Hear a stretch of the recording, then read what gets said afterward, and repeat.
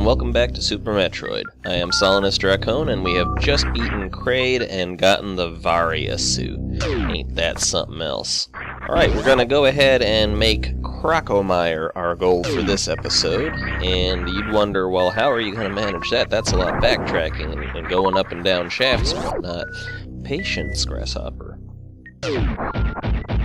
There is a dank that is going to be revealed in this episode, a couple danks really, and it's actually one of my favorites to do because it really just opens up the entire game, and it's just so much earlier to open up these areas than you would think. It literally can save you, like, 15 minutes or a half hour on your game time to do this, so it's definitely worth what I'm going to be showing you.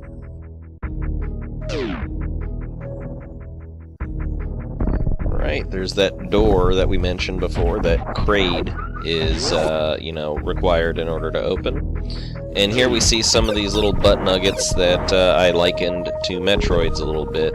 There's two ways to kill them: either missile them or let them get on you and put a bomb on them. And there's a little bit of strategy involved with that. But energy tank, yay. Interesting story. On my first video of this playthrough, the introductory one, I actually got a copyright claim notice on there, and it was for just the intro scene. I disputed it, and it does seem as if Google was in agreement that, yeah, this is pretty dumb, so it got unlocked. But that's a little interesting that the intro scene to a game can be considered a copyright infringement. So, who knew? It was mainly the music, I think. Okay, heading back down into Norfair. And the speed booster is actually required for a bunch of the stuff that we could get around here.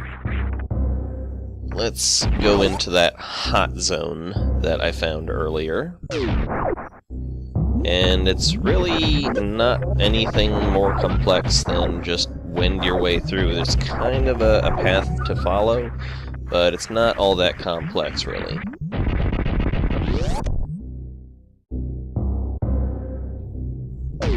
Okay. Kill these guys. I don't even know what these things are called, but I don't like them.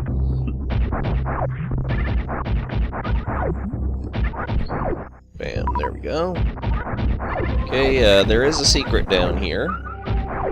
You go into the lava and grab that missile. And yeah, I'm taking damage here, but I don't care. It's not important to me. I have gone ahead and decided that, at least for the time being, a couple things. Number one is that I was recording the past two videos in 30 frames per second thinking it's going to help me out, but I think that kind of rendered a real choppy experience. So instead I'm recording this one in 60 frames per second, and let's see how well that does. Granted, we all know that YouTube supporting 60 frames per second is a relatively new thing. However, since it's there, then we might get better quality on these videos here. Okay, up here is a save point that won't be used. And you want to go down in this direction here. This is the way to go, and watch out for these little, turds following you. Oh wait, there is a missile over there, it's no big deal, I'll come back for it later. Head on downward. And I believe in there is nothing that I'm interested in. Ooh, look at these hand lava things. That's kind of cool that just something jumps up from the lava and turns into a hand throwing a bunch of lava balls at you. That's pretty neat. Okay. Getting close to the dank.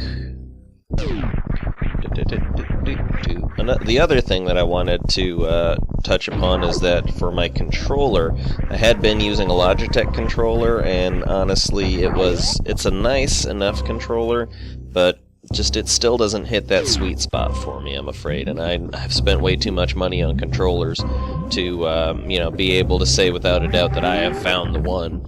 But actually deciding to use my PlayStation 3 controller, yes, I do own a PlayStation 3, no, I'm not inclined to play anything on it for anybody's amusement, even my own. But I do have a PlayStation 3 and several controllers, and using the Motion & Joy DS3 tool, then I am able to very comfortably and easily use my PlayStation 3 controller as my controller on this game.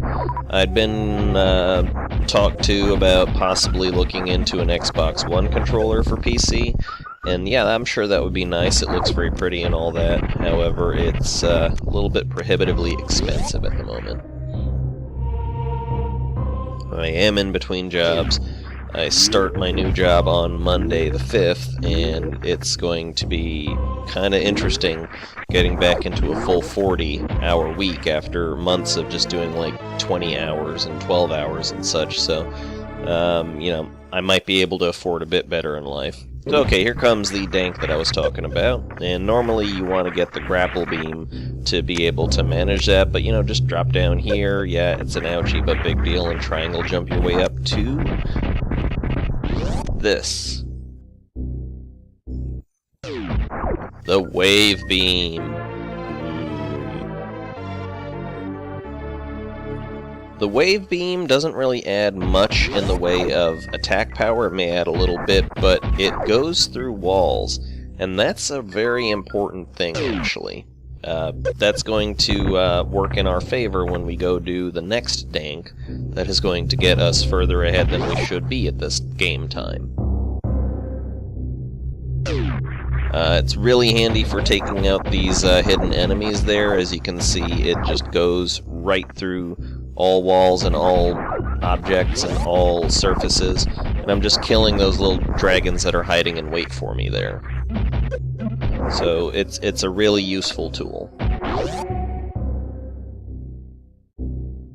I should mention you can go in to the weapons menu, and this is the only time I remember them ever allowing you to mess around with the items that you have, turning them off and on. So I just turned off the spazer, and this is what the wave beam looks like without the spazer, and that really does harken back to the old classic wave beam, doesn't it?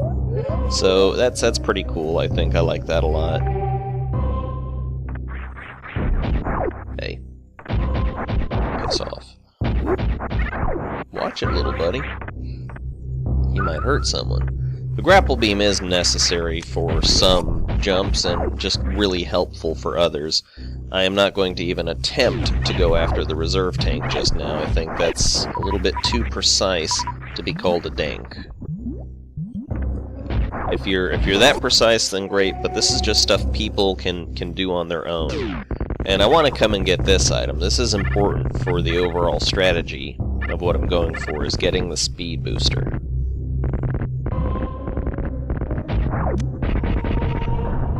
I am glad they got rid of the 5 missile doors in later games. I will be honest, that was kind of a pain in the ass. So here we go, the speed booster. Now that's really a fun item. It just changes the way that the game mechanics run.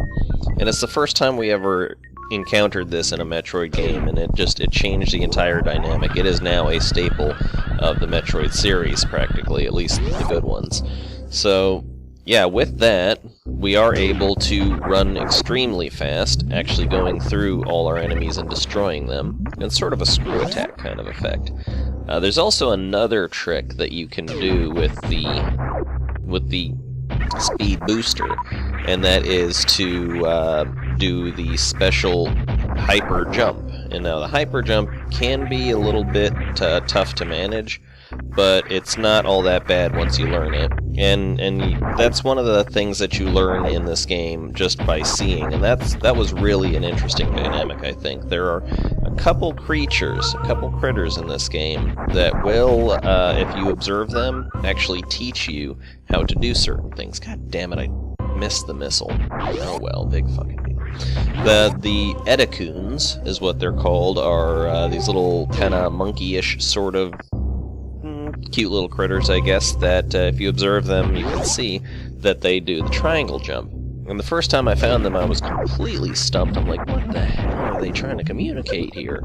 You know, what are these little turds all about? I called them, before I knew their proper name, I called them the Zebesian Bips. Just thought that was a clever name at the time. But then I watched what they were doing, and I actually did it. I learned the way that this game intended me to learn. And if you ask people to do that these days, crap, I didn't want to come down here. This is actually not at all the way I wanted to go. It's been a while since I played. Anyways, those little Edacoons taught me the triangle jump just by example. And there's another creature that's just like that. It's the Dacora, and that's kind of an ostrich-like creature that you find. Actually, we passed its room. These animals can be found in Brinstar. The Dacora taught me the hyper jump, which that took me a little while to figure out just watching that bird do it. But you know, these are things that open the game up. That you don't have to do them, but they make the game so much more enjoyable, so much more filled with things that you can do. Wait, die.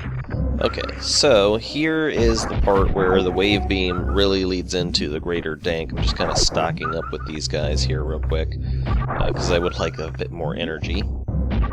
So here you can't get through this, but if you have the wave beam, you can just shoot that out, and on you go, and we have no business being here right now, except we're going to make our own business, aren't we? Work your way past these pirates. Bam, here we are in a place. What's over this way? Cool. Not really that important right now, but hey, nice to know it's there. Work our way through all this, Okay, and guess what's down there, guys? We're gonna see. This guy's fun. Crocomire. Yeah. So you go to your... I really have to turn off that moonwalk. That's becoming a problem. I like to use charge beam on this guy. I think it wastes a lot less missiles, and it sends him back a good 3 paces or so. About 4 paces, really. And, okay, that's it, buddy. You. Piss. Right the fuck off. Yeah, you don't win this boss fight by damaging him, you win this boss fight by shooting missiles into his mouth and sending him moving back. Ugh. I am just sucking here. God. I guess you gotta aim towards his lower jaw. Yeah, that makes better sense. So, yep, just shoot him until he runs back into the lava, and we're gonna see perhaps one of the most gruesome things I've ever seen in a Nintendo game, a Super Nintendo game, at any rate. I'll save it for when it happens. God damn it, enough with your shit, Crocomire. It's just taking a moment to look at me there. We nearly have him where we want him. Enough! Keep pushing back. There we go. A little bit more. Bullseye. And check this shit out. Look at this. Look at him! Oh my god. Oh my god. Look at that. That's just horrifying. So yeah, I'm gonna go ahead and cheat time. This isn't a dank, this is just an IDGAF. Because I don't want to have to come back later for it. So wow, I mean, how horrible is that, right? That's pretty bad. I see that I'm not even quite at the 15-minute mark, and I may just press on a little bit more to finish out the dank. Because there's another one that's actually, it's a little bit precise. You do have to you have to fiddle around with it, but I think it's not that hard. It's simple enough. Yeah, look at this. The final end of Crocomire. Talked over his death like it wasn't even a thing. you know, you can come down here and kill Crocomire, but it might seem, oh, well, you can't do anything now that you're at this door, because you need power bombs. But patience, I will now show you another dank. Now this can be precise. It involves the hyper jump, and what I do is I run ahead, and you just stop. You stop and press down, like you literally press down when you're in the middle of the power jump. And I'm not demonstrating it here. I'm kind of getting worried that it's not working for me. Yeah, what's going on with that? I kind of could use it to do the power jump. There we go. Alright, well, that's the power jump, basically, is you jet off in a direction, and I'm doing it poorly. So let me go ahead and first charge up a power jump here. The down's not working so good on this pad. That sucks. Okay, jump over the lava, and then just do a horizontal jump through the door, and it'll send you over here. Bam. And what do you get in here? The power bomb. And now, that's it. I mean, there's one more item for you to be considered that you have your full set of weapons, but come on, I mean, to get the power bomb, you had to go up and up and up, and then come back down and down and down beforehand. It was ridiculous. And now you can just, you know, if you try that thing out I just did, it's not that hard. It's certainly, you could count it as a dank. Then, you know what, you get the power bomb. And, you know, the power bomb just means you don't ever have to come down to this part of Norfair again. You don't have to backtrack even a little bit. So, alright, I went ahead and accomplished what I needed to over there. Let me just go ahead and get this area cleaned out, and we'll call it a day for that. I like to end on a boss if I can, but if I can't, then I'm not going to be brokenhearted. Here is another place we're going to make use. Hopefully, I'd like to make use of the power jump, but you basically just run, and if you can, yeah, you don't have to use the power jump. I'm kind of playing it up. If you can, try leaping across all this nonsense here just to get this pathetic little missile tank. I thought it was going to be a energy tank, and I'm a little bit disappointed now. This is kind of the portion of the game where, you know, yeah, you got a mini-boss, but there's a little while before any more serious fights occur. So, yeah, I'm thinking let's go ahead and press on a little bit more. Just, you know, see if we can't get it to a good spot. Here's where you would need a power bomb to progress. Okay, you blow that little bad boy there, and that clears out all the blocks. And this one is not really a dank either, obviously, but it's one of those things where you can get the item. And yeah, just another timed power jump here. Come on. This controller sucks at the power jump. Alright, enough of that. Yeah, it's just a fucking missile, who cares? So here's how this works. You gotta get a good run up, and as soon as you are speeding, just do a flying leap, and there you go. Alright, grappling beam. And the grappling beam is actually, it's a underrated weapon. It's good for the Dragon boss fight. Not to be confused with Solanus Dracon, or Dracon. God, even I'm saying it now. Not to be confused with Solanus Dracon, obviously, but it's a pretty good weapon all the same. It can actually kill some enemies in one shot. And I like to use it for tiny little fuckers that are hanging around me. I'm going to be using it for a short bit. Obviously, the grapple beam is all about latching onto blocks and, you know, swinging yourself around, and that's going to become an important mechanic, too. Funny enough, I never saw this one making a return in any more of the side-scrolling Metroid games. It's odd how this never came back, but it came back in Prime, of all things, so go figure. My least favorite thing that they did with the Metroid series is Prime. I do not care for it, and I'm not bothered by anybody who disagrees. Okay, let's just go ahead and get back up to the spaceship. I think that's going to be enough, because there's a couple goodies that I want to pick up along the way. and it's not that far out of the way, and you know, I'm not worried. It can be a half-hour episode or longer. That's fine. Here's where we came in, more or less. Actually, I think that's a save room. Save rooms. Okay. Kill this son of a gun, and use our new toy to get out of here. The D-pad's a little stiff on this one.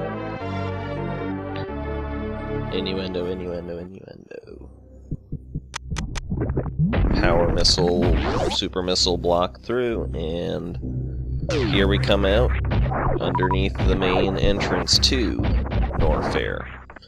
And here is the map room, don't care. Not gonna blow a power bomb on that. And here is where you can go for the ice beam, and that's obviously it's a requirement. This is where we need the speed boost to get through. Technically, you also need the power bombs, but as I showed you, not really.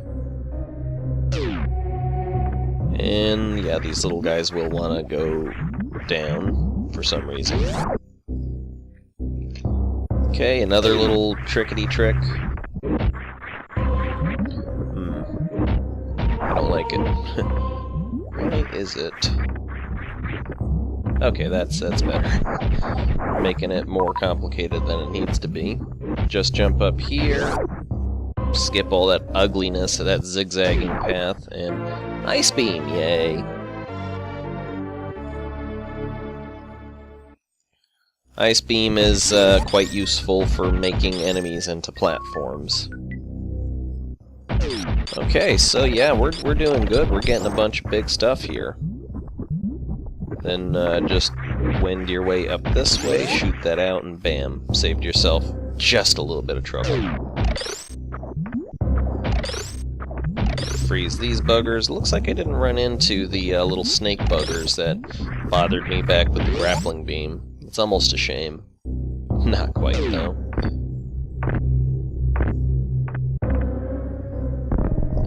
Just roll my way back through all this. Drop out over here, and bam. And that was actually pretty quick. Norfair is a place you visit several times, and it's a big pain in the tuchus just to have to visit here so many times, but I think the next time I come back here is going to be the last time. I have no further need of anything that's in this general area for the time being. And here we could do something stupid and blow this tube out, but I don't want to. It's actually going to be more trouble than it's worth.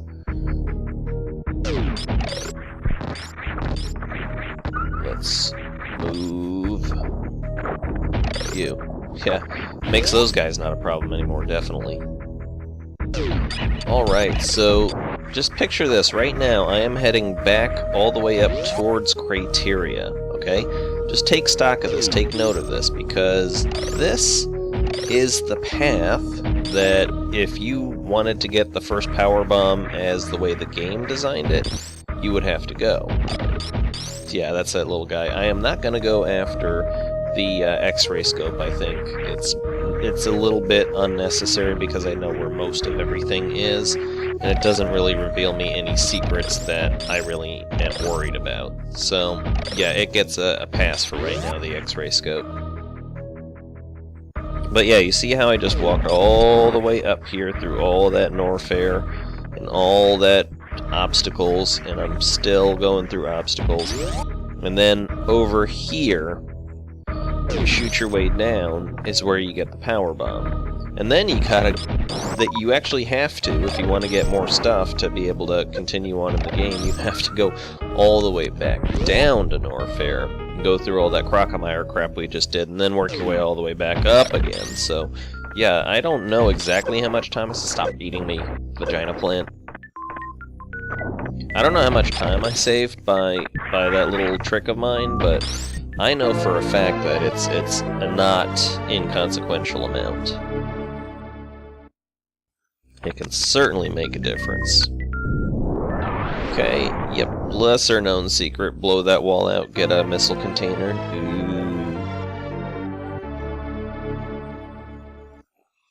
And yeah, I am going to call it here that when I get back to my ship, that's going to be the breaking point.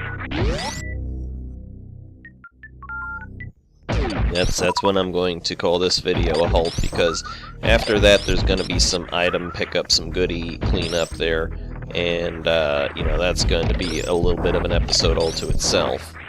I honestly should wait until after I get the gravity suit for all that, so I might just go ahead and do that, because I don't want to have too much of a problem with you know, backtracking and also obstacles making it impossible for me to find certain things. Here we have a vagina plant that does not have a pincher inside. Boy, there's symbolism going on. And here's a second power bomb thing, and that's pretty cool. That's cool that you can get a couple extra power bombs this early on.